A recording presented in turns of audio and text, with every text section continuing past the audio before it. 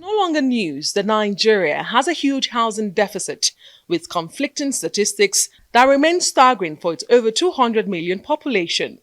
In a response to the significant deficit, President Bola Tinubu aims to bridge the gap through initiatives like the Renewed Hope City and estates nationwide. I pledge to Nigeria, my country, being faithful and committed to the economic development and prosperity of every one of you. Shelter is a necessity. It's a human right. The best thing we are doing now is putting housing on the front burner of our needs. Basking in the euphoria of the national football team's recent victory, President Tinubu calls on citizens to trust his administration's ability to fulfill promises, despite prevailing socio-economic challenges. Nigerians, don't look back. Look forward. Be hopeful, be assured that you have a country that cares about you, and you must care about the country. The Minister of Housing and Urban Development outlines the project's implementation plan, emphasizing a public-private partnership approach. Under Phase 1, Your Excellency, we plan to deliver a total of 50,000 housing units across Nigeria. The cities will have 1,000 housing units per site in one location in each of the 6 geographical zones of the country and FCT, while the estate will have 500 housing units per site in the remaining 30 states. We have designed the Renewed Hope cities and as integrated living communities, targeting all income brackets. The Housing Minister speaks further on the funding and affordability of the project. Beneficiaries can move in and pay towards ownership in monthly, either quarterly or annual installments, and those who can pay outright purchase for high-income earners. The funding for this project will come from a mix of sponsors, comprising the Federal Minister of Housing and Urban Development budgetary allocations, the Federal Mortgage Bank of Nigeria, the estate development loan they are having, and the public-private partnership with retail developers. As you will recall, Your Excellency, you have graciously approved the total sum of 126 billion naira from the 2023 supplementary and 2024 budget for these projects, including the slum upgrade and urban renewal. The housing project is expected to stimulate economic growth and generate approximately 500,000 job opportunities nationwide. Adesua Omorwan, Arise News. Right, we have joining us Nya-Etok Ezekiel, a member of the Renewed Hope multi-agency housing delivery team. Thank you so much for joining us. Good to see you on News Night tonight. Thanks for having me. Right, so Renewed Hope multi-housing is this low-cost housing or is it for everyone? Actually, the concept of low-cost housing was jettisoned over 20 years ago globally. Right. Nobody does low-cost housing. You can talk in terms of affordable housing. Right. And what Mr. President has done has been very instructive because over the years, you know, I've been in every housing policy committee, this, that, but we've always lacked that concept of political will. And the president has done 1, 2, 3. At the time, I'd resigned. I was sick and tired of all the talks. And when we met, the first meeting we had, I told him I will not come for a second meeting if this is another talk shop to bring documents and put on the shelf. But a few things came out from the minister and gave me so much hope for me to stay back. I'm over 60. I was 60 November 1, so I could retire from it. What I'm trying to bring out is this. The minister said, watch this. Number one, this man created, you know, kind of broke that terrible marriage between housing and works and created a dedicated ministry for Ministry of Housing. Number two, in choosing a minister, he brought a professional, an architect, to be the minister. But fast forward to what happened about 2 days back, you know. What Nigerians do not know is that Mr. President said he was going to be personally there, apart from approving about 126 billion which has never happened for the housing subsector. He said, I'm going to be there personally. And a day before, the helipad was there. They actually landed a helicopter that he was going to come with.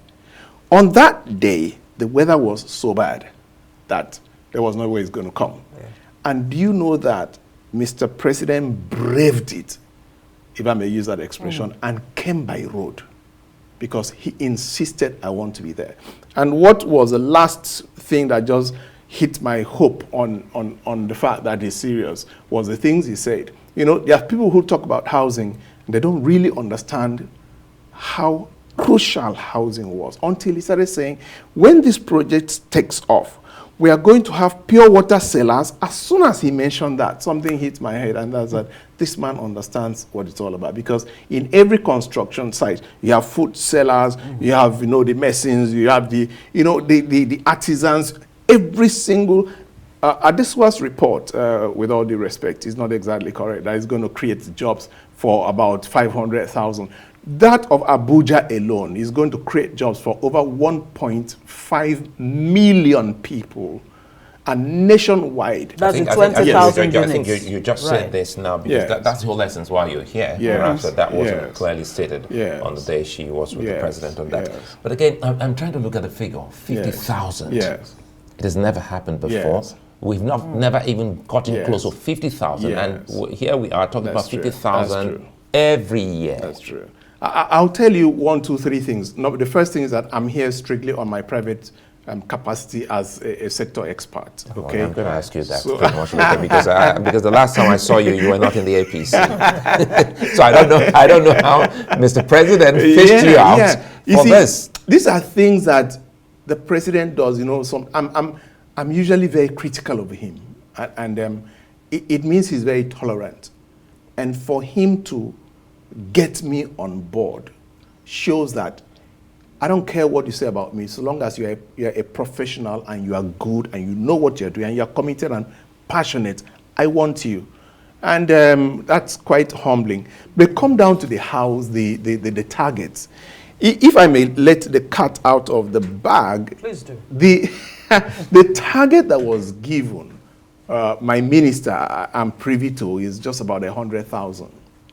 Housing units. Housing units, you know. But the minister sits down, and I think it's for the period of 4 years. Okay. But the minister sat down, having been a practitioner and knowing what is on ground and what is possible.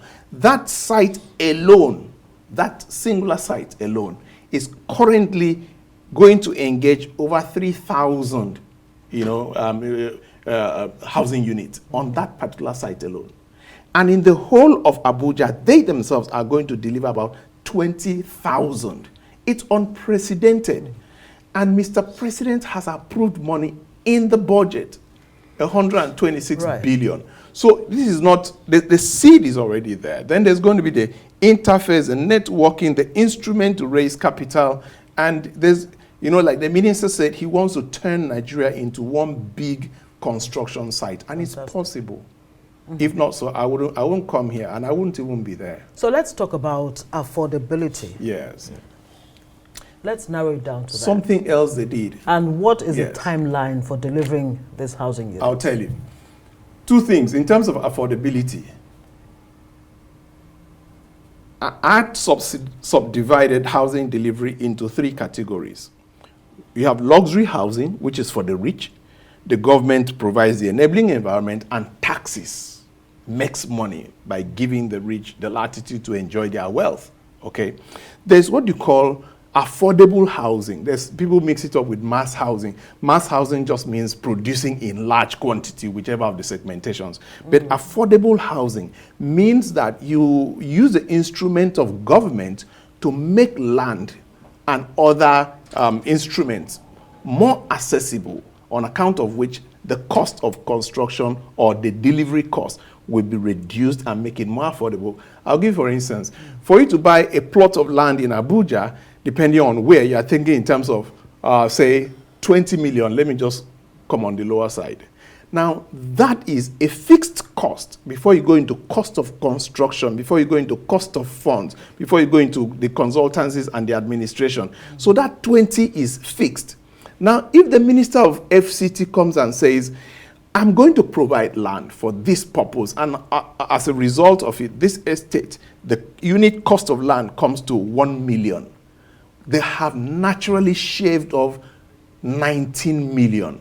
So by so doing, it becomes more affordable. So what government sorry is to cut you doing? there, don't lose it. Is that the same as what you've always spoken about? Yes. Social So housing. no, that's the third wing. Right. So affordable housing is where businessmen do business and government enables them to reduce the price. The third is social housing. Social housing is a sole responsibility of government for them to meet the need of Nigerians, as in the constitution that says that the security and welfare of every Nigerian, including the wandering psychopath, shall be the primary purpose of government. So there are people that even if you put this house at 1,000 naira, they can afford. So this project now, does it fall under the social housing I'll tell you category? how it is. Awesome planning. They've done a cut and fill. Now, because government has limited funds, 126 billion is like a drop. Relative to what's needed. So what they do is an interface with the organized private sector, PPP. But in the agreement, they say, okay, you know what? You are going to do this, your business, and sell it to the people. You do this apartment, but you're also going to include 1 bedroom, 2 bedrooms, and there's going to be a cross subsidy such that those 1 bedroom, 2 bedrooms, 3 bedrooms are going to be affordable because you are going to do a cut and fill. For instance, you build a luxury home for, say, 50 million, you sell it for 150 million. You have made 100 million profit. So out of that 100 million profit, based on agreed parameters, cross-subsidize this 1 bedroom that should have gone for 10 million, but now you are going to give it for 2 million.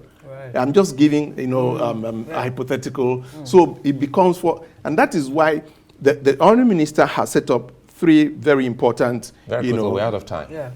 No, quickly, I want you to has 3 very important subsectors, funds, land, strategy. I happen to be the chairman on the strategy part. So on account of that, we are definitely doing things that after the Shagari housing that you used to hear long ago, today I can say on my integrity that Nigeria is going to have the Tinubu housing or the Renewed Hope housing. And that's for real. And the construction has begun already. No time I would have told you a few more things, but we'll get you what back. the privilege We'll get you is. back. We'll keep an eye on that so that we understand what this is about. We'd like to thank you for your time, Architect Nya-Etok, for coming on the show. What a privilege.